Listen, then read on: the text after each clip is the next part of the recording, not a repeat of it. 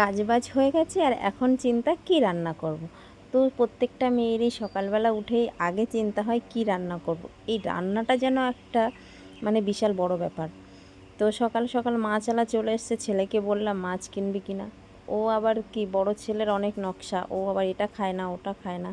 আর ছোট ছেলে তো মাছ একবারের থেকে দুবার খেতেই চায় না, ডিমটাই ভালো খায়।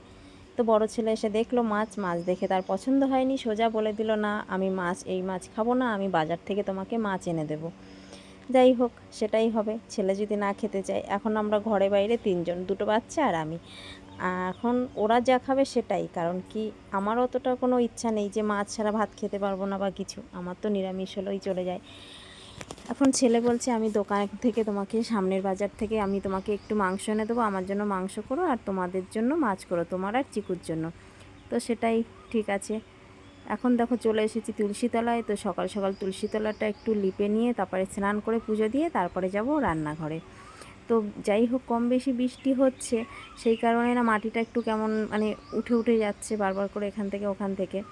তো আমি আর মাটি দিলাম না, যে রোজই তো বৃষ্টি হচ্ছে, আর এমনিতেও আমাদের উঠোনটা না অনেকটা নিচু, তো মাটি ফেলার কথা আছে, সেই কারণে আর মাটি দিয়ে কি করব, মাটি তো ফেলবেই, তখন আরও উঁচু হবে, তখন তো আমাকে আবার লেপা পোচা ঠিকঠাক করে করতে হবে। আর এই তুলসী মঞ্চটাও ভেবেছি যে একটু সুন্দর করে করব, কিন্তু তারপরে আবার ভাবলাম যে না, এখন যদি করি পরে আমাকে আবার সেটা ভাঙতে হবে। কারণ কি, আমি যে জায়গাটা লিপছি এই জায়গা থেকে সামনের দিকে আমাদের ঘরটা আরেকটু বাড়ানো হবে, কারণ এখানে আরেকটা রুম হবে। যেহেতু এখন আমার ঘরের ভেতরে দুটো রুম আছে, তো আমার তিনটে রুমের দরকার। আমার চিকুসোনাও তো বড় হয়ে যাচ্ছে, তাই না? তো ওর জন্য একটা রুমের দরকার।